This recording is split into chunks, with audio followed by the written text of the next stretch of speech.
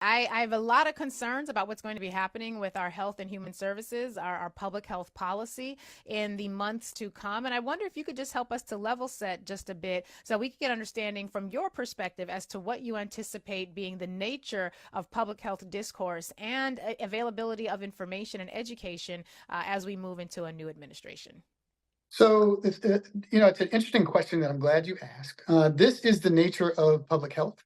As administration changes, as societal opinion changes in the history of public health, there's always been challenges. So, what will happen and what the way we respond will be as we've done all through the years. It depends. We're waiting to see what happens, and we'll respond with what we think would be best to protect our communities. And that means increasing awareness, taking a ground level approach as necessary with community partners and government partners as they will assist to try to protect everyone as possible. When it comes to things like public health policies, like with regards to vaccines, I always use the analogy of the big bad wolf. If the ancestors, the grandparents, realize that there's a problem with wolves in the village, they'll build traps and fences around the communities and the village. However, given two generations, and yet sometimes in one generation, the fences will work so well that we don't believe that the wolves exist. And we have to start over again. So it's a cycle. This is a cycle, and it seems to be a cycle of our community and human nature, where public health just has to be prepared to hit the ground again running and sticking and being persistent with our fights and our tools to protect our communities. Now, typically, when I love that example, the analogy of the wolves. If you don't believe, if you've never seen a wolf because the people who came before you were so effective at wolf traps, you might think this is all a game. Like, Grandma, what are you talking about? I've never seen a wolf before in my life. So that I Sounds really like TikTok, appreciate. right? Oh, wow. Yes. Okay. Talk about public health information sources.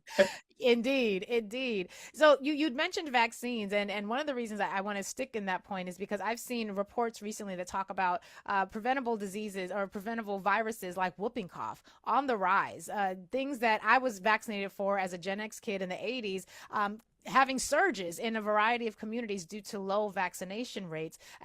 There's been in some reports an increase in the number of exemptions that are being requested by parents who are seeking to not have to adhere to school mandates as it pertains to vaccination.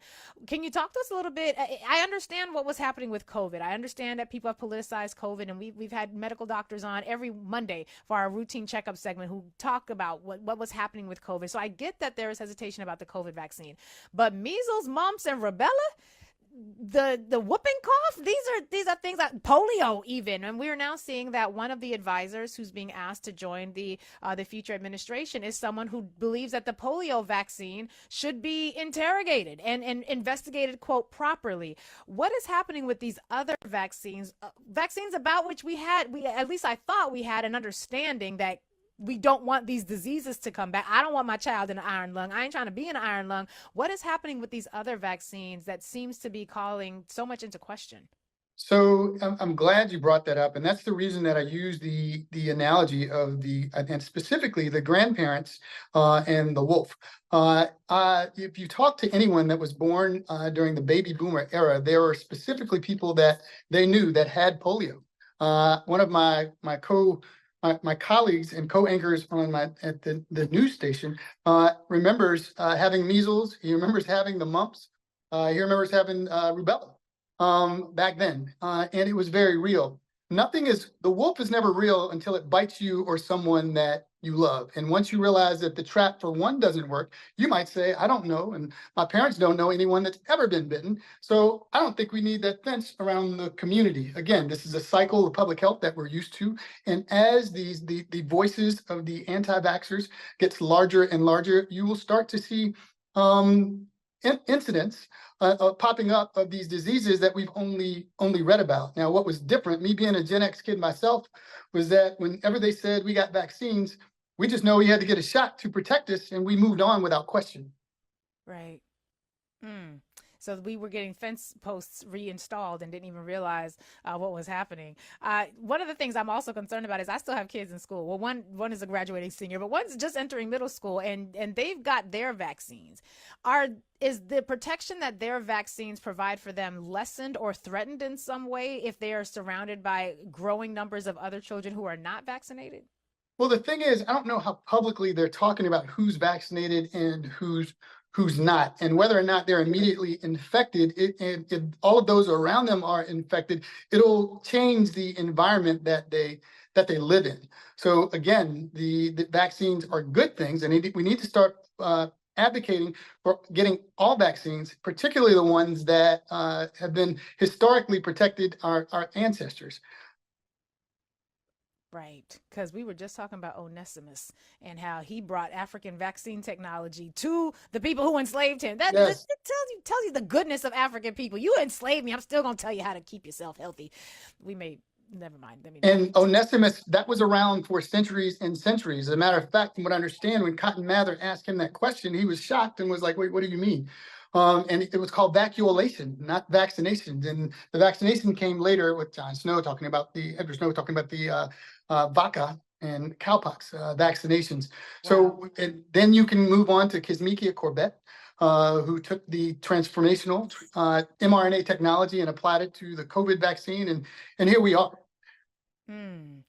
Now, one of the things that you've also had your hand in is providing advice for Americans who have gone through some sort of natural disaster, be it hurricanes or some severe storms. And there are a lot of public health inquiries that arise in those situations because you don't have access to medicinals. You don't have access to the same sorts of medical treatments that you would in calmer times without said natural disaster. What are some things that we need to be aware of as we're seeing more folks who are, whether it's floods, whether it's fires, whether it's snow extremities, as the climate shifts and its extreme weather patterns, more and more Americans are finding themselves impacted. There were parts of North Carolina impacted by a hurricane that came up through Florida that had previously been written about in the public health discourse, not even public health discourse, in just the general news, talking about how they were environmental havens. They were safe from all of the travails of the hurricanes and the earthquakes, and then they got slammed on by some of the recent hurricanes. And so you have had a chance to work with folks in these disaster zones.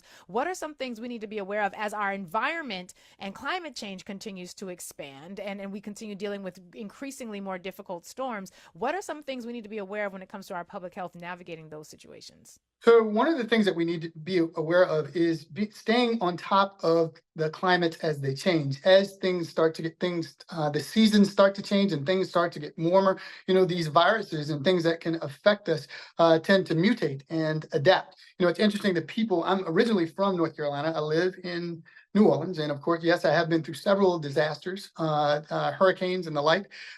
Is we need to be aware that as these things happen, so our environments will evolve. You're going to have pathogens that are able to survive because the climate changes around them. Things are warmer. As natural disasters happen, people move to the hills to escape the floods. As natural disasters happen, things like this can happen. So they need to stay prepared.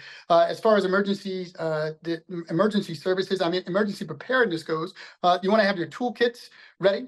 You want to start talking to your neighbors, start talking to people that have different, the wolf takes different shapes. The wolf in this was an environmental haven. There was an environmental haven built by the environment, that fence. Well, now you need to start talking to people that have these disasters and pick up the best practices and use them as best you can, particularly when it comes to vaccines.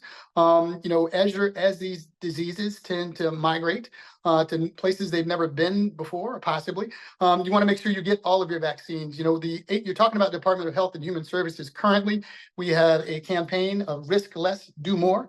And part of that is encouraging people to get vaccinated for RSV, COVID, and influenza. And we are in the heat of things right now.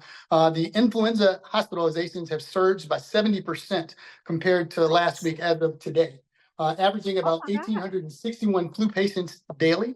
COVID-19 symptoms are on the rise. We have less kids being vaccinated this year than we did last year. We need to also be vaccinated, and especially since we have a vaccine for RSV, which poses a specific risk to infants and older adults, we need people to get inoculated or vaccinated for RSV. These three specifically, we want to encourage our older folks, our younger folks, and pregnant women to get vaccinated. Now, on top of that, behavior-wise, again, just like you prepare yourself with your disaster toolkit for public health emergencies. We need to do the things that we know work, simple things. Even in the midst of a disaster, in the midst of our cold and flu season, if you're sick, stay home. If you're feeling like you have a sniffle or a cold, put a mask on if you're going to go outside. Wash your hands, wash your hands. I always tell people, wash their nasty hands. Your mom told you to wash your hands and you didn't until the pandemic came. You washed your hands, and now when I go to the airport, I see a lot of people going back to their old habits. And as a consequence, we see these viruses starting to rise like we saw prior to the pandemic.